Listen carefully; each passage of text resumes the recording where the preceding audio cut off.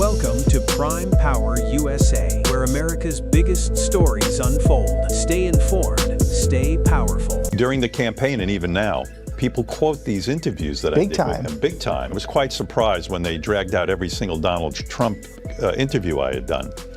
And in some ways, I felt it was unfair to Trump because, for example, they were fond of quoting that Donald Trump had said something to the effect that STDs were his personal Vietnam. But really, it was in a very joking scenario. He was not comparing his life to a Vietnam vet. Eric Adams, who's running for mayor of this town. He's not? He's not running for, forget it then, don't. Yesterday, Mayor Adams walked down the stairs at Gracie Mansion with a picture of his mother and the song My Way blasting in the background to announce that he is stepping down from a race he had no chance of winning whatsoever. Say what you want to say about Eric Adams. He did one thing no other New York City mayor has ever done.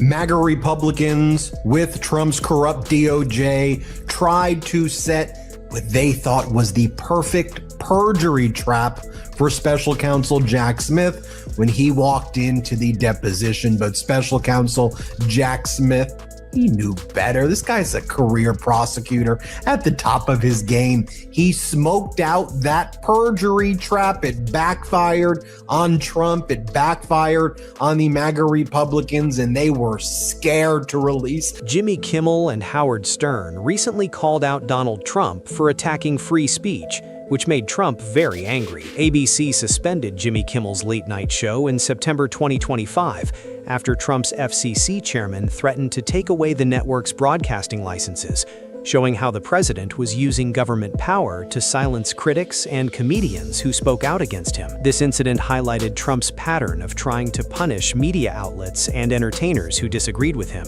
which Kimmel and Stern argued was a dangerous assault on Americans' First Amendment rights and freedom of expression. It was ha ha ha and this and that. But when journalists took it and made it serious, I thought it was a little bit unfair. Having said that, though, Donald Trump would come on my show, and this is why he was great. There was no filter. I go, Donald, Angelina Jolie, she's one of the most beautiful actresses in the world. She's a 6, Now, who says that?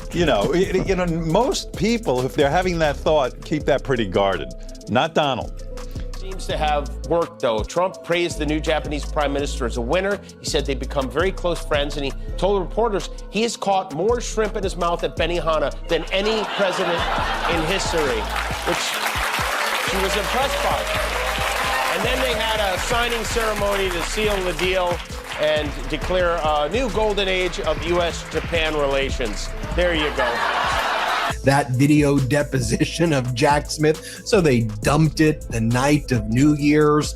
The Midas Touch Network got our hands on it. We posted it. It since has gotten millions of views. But I want to focus on the perjury trap portion because, as you know, the MAGA Republicans, at Donald Trump's insistence and urging, subpoenaed special counsel Jack Smith. Now, MAGA Republicans like Jim Jordan and James Comer, they were warning Donald Trump. I don't think we actually want to take this guy's deposition. When ABC suspended Jimmy Kimmel's show, most Hollywood celebrities stayed silent because they were afraid Trump would go after them too. But Howard Stern, a famous radio host who has fought against government censorship for over 50 years, refused to stay quiet. Stern's bold response started a huge movement that hurt Disney financially, revealed Trump's dictator-like behavior to millions of people, and showed that late-night comedy shows still have real power to stand up to political bullies in 2025. This became the story of how two comedians, Kimmel, who was forced off the air, and Stern, who kept speaking out, became symbols of fighting back against Trump's attacks on American democracy and free speech. And it all started on August 6th, when the controversy first began. I think he liked winning the presidency. He likes to win. And again, I'm not Donald Trump's son. He made Bill de Blasio look good. So there's talk that Mayor Adams might become our next ambassador to Saudi Arabia, which that would be good for Trump finally, and Eric he can be proud of representing him. As you know, over the last 10 days or so, we've been through quite an ordeal. And by we, I mean Mets fans. Yesterday I was wearing my Mets hat, I was wearing my Mets shirt. He's smart, He's a top prosecutor. He knows his stuff. It's only going to hurt you. But Trump said, you got to do it. Take his deposition. So they subpoena Jack Smith. And Jack Smith says, hey, can we do it in public? You have unlimited time with me. I'll go in front of the Senate. I'll go in front of the House. It could take multiple days. Let's do this in public so there's no doubt about what it is that I'm saying. Republicans said, no. On August 6, 2025, Trump basically warned that he was going to force Kimmel off television when he was answering questions in the Oval Office from a reporter named Brian Glenn, who works for a pro-MAGA news network called Real America's Voice. Glenn asked Trump if he thought entertainers who criticized Trump were losing popularity with Americans, mentioning rumors about Howard Stern possibly leaving his SiriusXM radio show. And Trump's answer was scary, because he said the strategy of hating Trump hasn't worked, and hasn't worked for a long time, which sounded like a threat that he would use his presidential power to punish celebrities and comedians who spoke out against him. I introduce to you a builder, an entrepreneur, an outsider, and the people's nominee for President of the United States. Stay Puft Marshmallow Ankles was back home at the White House tonight, handing out candy to children. One of the kids was dressed as, you can see him here on the right side, as a light-up marshmallow. And watch this, because this is something Trump has done in the past. Instead of putting candy in the bag, he puts it on the kid's head. Why would we want to do that? We want to speak on state regime media known as Fox and Newsmax and lie about you, but we don't actually want to do this in public because they're going to see what it looks like when someone who hasn't passed the bar, like Jim Jordan, who leads the Judiciary Committee, tries to cross-examine a top federal prosecutor like Jack Smith on these issues. They didn't want those optics. They tried to do it in secret, number one. But then, as Jack Smith shows up, he gets a letter. Trump went on to insult late-night host Stephen Colbert, Jimmy Fallon, and Jimmy Kimmel, saying they had no talent and that he could pick random people off the street who would be better at their jobs. And then he specifically said, the word is that Jimmy Kimmel is next to go, which turned out to be a direct threat because just 5 weeks later, Kimmel's show was actually suspended. Trump openly told everyone his plan to get rid of comedians who criticized him, and then he made it happen, starting when conservative activist Charlie Kirk was killed at a Turning Point USA event in Utah on September 10, 2025, which became the excuse Trump used to crack down on media and entertainment figures he didn't like. And wouldn't you know, the Mets went and did the Metsiest thing possible. They had the best record in baseball the first 2 months of the season.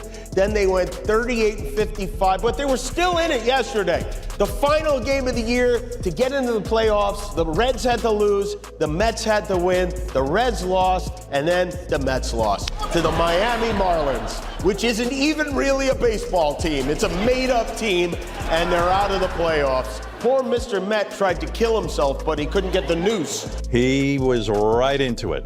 Ivanka Trump. You know who's one of the great beauties of the world, according to everybody, and I helped create her? Who? Ivanka. Most beautiful girl in the world. You know, I would marry her. These types of things, most people, certainly politicians, don't say. Well, no question about it. Do you feel that in some way you helped make him president? Absolutely. Because Donald would come on my show. I mean, look. Does it make you feel bad or good? Well, look, I did not vote for Donald Trump. An hour before he shows up. Just think about that. From the DOJ, you cannot talk at all about anything relating to Volume 2 of your report that Judge Eileen Cannon is not making public. Volume 2 is the Mar-a-Lago document case alleging that Donald Trump stole classified information, including potentially nuclear secrets and other top national security information. The shooter, 22-year-old Tyler Robinson, was arrested for the murder, and prosecutors said in court documents that Robinson had left-wing political views. But 5 days later, on September 15th, Jimmy Kimmel criticized MAGA supporters on his show for trying to paint the killer as a liberal when Kimmel believed he was actually one of them, and for using the tragedy to attack their political opponents. Trump's FCC chairman Brendan Carr, who wrote the FCC section of Project 2025, appeared on The Ed Johnson Show and called Kimmel's comments the sickest conduct possible, which was the beginning of the government's attack on Kimmel for expressing his opinion on his comedy show. First of all, Tim just said something that I agree with. I agree, and I actually think I agree with you. I actually agree with Tim Walz. I agree with a lot of what Senator Vance said. Governor, I agree with you. I agree with that. And I think that Governor Walz and I actually probably agreed. Well, Trump is not going to like that at all. You're in a lot of trouble, JD. I was kind of hoping they'd ask the candidates some fun questions. Like, they used to do that. Like, is a hot dog a sandwich? And then he was, they tried to use that against him. Hey, how dare he compare himself to a veteran of the Vietnam War who served when he didn't serve. All right, let everybody take a deep breath and relax. But having said that, the stuff I put in the book, I think, is very revealing about our now president. And there's something to be learned there. Do you think he's the same person that you interviewed now?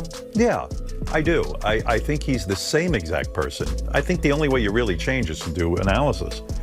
And they said, if it's already public, you can talk about it. But if it's not public, you can't talk about it. So Jack Smith's like, it's going to be a little bit hard to differentiate what you consider public versus not public. Y'all subpoenaed me to show up, so I'm going to get ostensibly asked questions about it. So I'm going to have to make judgment calls about what it is.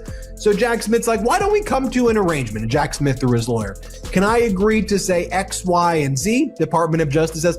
Carr then made a terrifying threat, saying, "We can do this the easy way or the hard way," warning that TV companies could either take action against Kimmel themselves or the FCC would step in and make things difficult for them, which meant a government official was openly threatening a television network just because he disliked what a comedian said on his show. Next Media Group, a company that was waiting for FCC approval of their $6.2 billion merger deal, immediately gave in to the pressure and announced they would stop airing Jimmy Kimmel Live on all their ABC stations indefinitely. And Sinclair Broadcast Group, another major station owner, quickly did the same thing because they were scared of losing their broadcasting licenses and business deals if they didn't punish Kimmel. Over his giant head.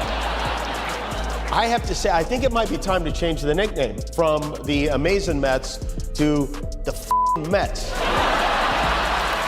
So the Mets are out. A disappointing season. And the Yankees are in tomorrow. The Yankees host the Red Sox.